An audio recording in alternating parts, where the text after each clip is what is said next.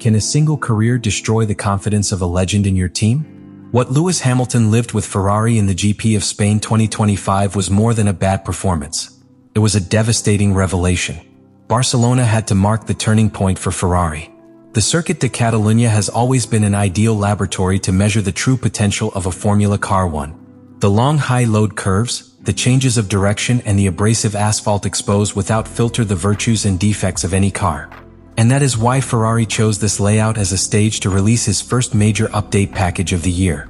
These were not mere corrections of details, but background modifications that sought to adjust the aerodynamic architecture of the SF25 to the new technical directive of the FIA, known as TD018. This regulation changed the permitted flexibility on ailerons, demanding greater rigidity to avoid manipulations that would affect structural legality.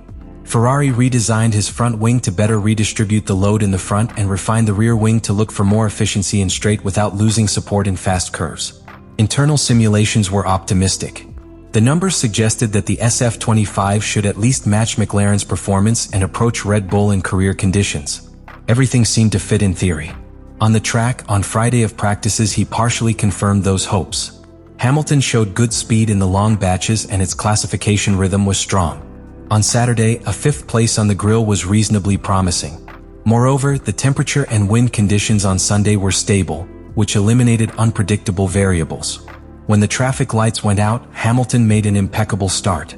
With decision and precision, he surpassed George Russell in the first curve, placing himself in fourth position. It was a start that reflected control and trust. Until that time, everything indicated that Ferrari with his new package had finally found the correct key. But as many times in recent years, the illusion lasted very little. Just the first laps passed, worrying signals began to emerge. Hamilton's SF25 could not maintain the rhythm of the leaders. The wear of the rear tires appeared earlier than expected, which forced to change the balance of the car in full race. Radio communications intensified. The team requested differential settings and motor maps to stabilize degradation. But nothing worked at all. The loss of traction in the curve outputs was notorious, and the most critical, Hamilton reported difficulties in maintaining speed in the medium curve sectors, just where the new spoiler was supposed to make a difference. It was in that context that the most symbolic order of the day arrived, to give position to Charles Leclerc. The decision was pragmatic. Leclerc had a better rhythm, more peak speed and less wear. But for Hamilton, which had started the Ferrari project with the promise of being the development axis, it was a clear message that its status within the team was not secured. A blow to the morals that would mark the rest of his career that day. And it was not a minor blow. Because from that moment, the race became a struggle uphill. The car did not respond, the alternative strategies were scarce, and every attempt to recover positions was neutralized due to a combination of lack of rhythm and excess consumption. The SF25, far from improving, seemed to go back after. Thus the promise broke. Not for a punctual failure or for a pilot error, but for something much more worrying. The revelation that Ferrari had built, again, a car that looks strong in simulations, but that does not survive the reality of a career Sunday. What followed on the track was a meticulously painful process for any observer that still had hopes in the Ferrari-Hamilton project. From the moment he gave the position to Leclerc, the performance of Hamilton's SF25 began to deteriorate in a staggered but constant way, as if the car revealed a progressive failure in its competitive DNA. Initially, it was thought that it could be a simple tire management difference or a temperature variation in the rear rubber, but the data collected by the telemetry sensors showed something much more alarming. A growing loss of traction stability, which compromised the exit of each medium straight curve, and a chronic inability to maintain speed in the continuous support sectors. The strategic solutions of the Ferrari wall began to multiply without real effect. Motor map changes, orders to modify the differential, brake settings. Everything was tested. Nothing worked. Hamilton, known for his ability to conserve tires and manage complex career rhythms, was caught in a car that did not even respond to his most basic commands. After the first stop in boxes, the situation further worse. The SF25 was not able to find a second life with new tires. On the contrary, the car seemed to get worse, wasting time for return with a worrying constancy. And in Formula 1, when you cannot trust your second stint, the race is convicted. Pilots who in theory should be behind began to approach quickly. The Mercedes of George Russell, who had been overcome by Hamilton at the exit, recovered the position without great effort. But the most humiliating thing was about to come. In the final turns, Hamilton no longer struggled for podium stalls or consolidating a top 5.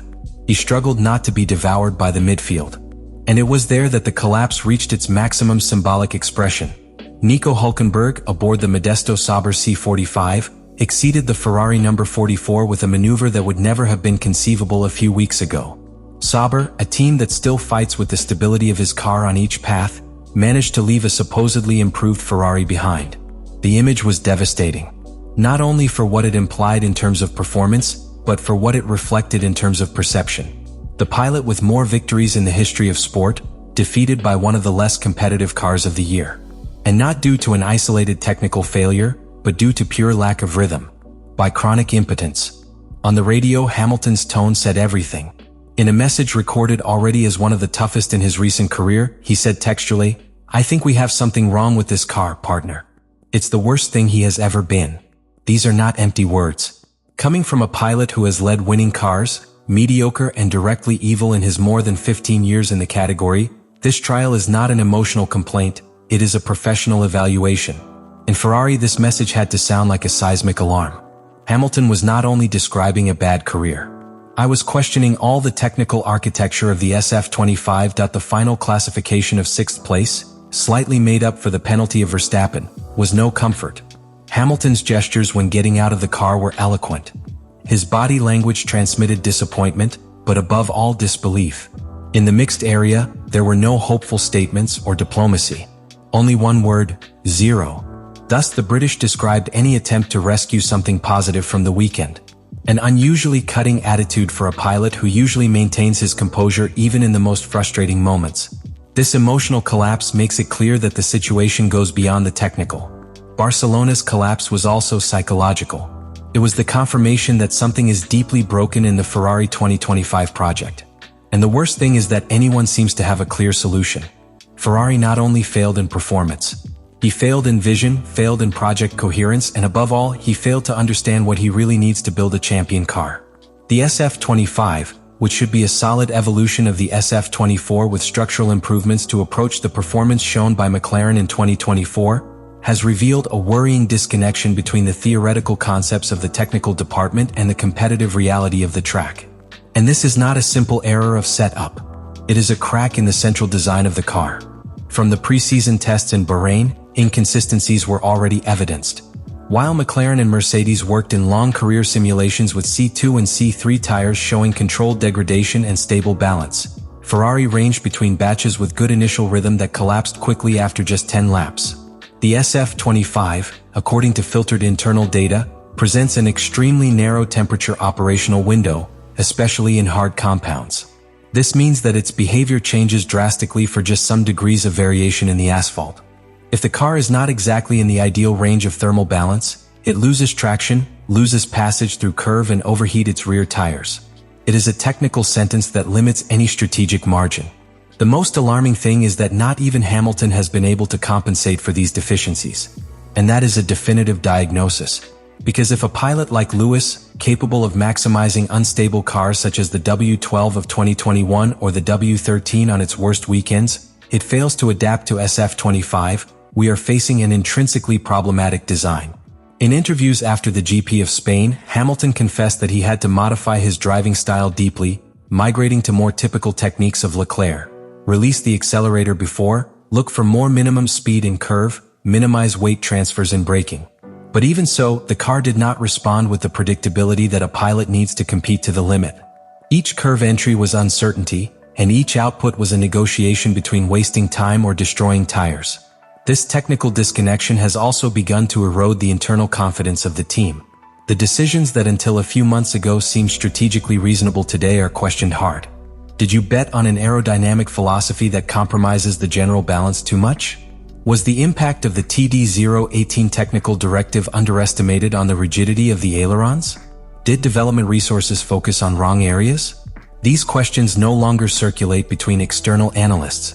Within Ferrari's own box, some figures begin to show signs of disagreement. And that is particularly dangerous when we are just starting the season. The Hamilton-Ferrari project was presented as a new era, a synergy between experience and technical power that had to break with the chronic frustration of the past. But what Barcelona has made it clear is that it is not enough to add talent. We need direction, criteria, and above all, a car that has a solid technical base. The SF25 does not have it. And if it is not corrected soon, it will not only become Ferrari's greatest failure since the post-Alonso era, but could represent a definitive break between the most laureate pilot in history and the most emblematic spout of sport. A symbol of hope that could end up being another sad chapter in the long saga of broken promises in Montmeló. Is Ferrari condemned to another cycle of frustrations despite having one of the most talented and experienced pilots in history? This is the question that appears the paddock after the 2025 Grand Prix. What we lived in Barcelona was not simply a disappointing career. It was a structural symptom that something is not working in the depths of the Ferrari project. And when errors are repeated, when the patterns of failure resurface even with changes of pilots, engineers, and regulations, then the issue is no longer technical. It is cultural. It is institutional. Ferrari has been conquering a title for more than a decade, and every attempt of reconstruction has ended up caught in the same cycle. Inflated expectations, promising beginnings, and a progressive collapse as the season advances. This year it seemed different. The arrival of Lewis Hamilton not only represented a media signing, but a declaration of intent. The seven-time champion came hungry, with vision, and with an incomparable experience to transform a project from the inside. But what he found is a team that, once again, has not lived up to his own ambition. A car that does not behave as designed, a structure that reacts more than it anticipates, and an environment that has not yet learned to operate with the surgical precision required by Formula One modern. Barcelona, therefore, is not an isolated episode. It is a mirror that crudely reflects the distance between what Ferrari aspires to be and what it really is. Hamilton has understood it suddenly. That is why his answer was so brief. Zero. That word not only summarizes its frustration, it exposes the absence of foundations on which to build an optimistic narrative. Because when a pilot like him finds nothing positive, neither in rhythm, nor in strategy, nor in adaptability, it is because the problem has already overcome the corrigible.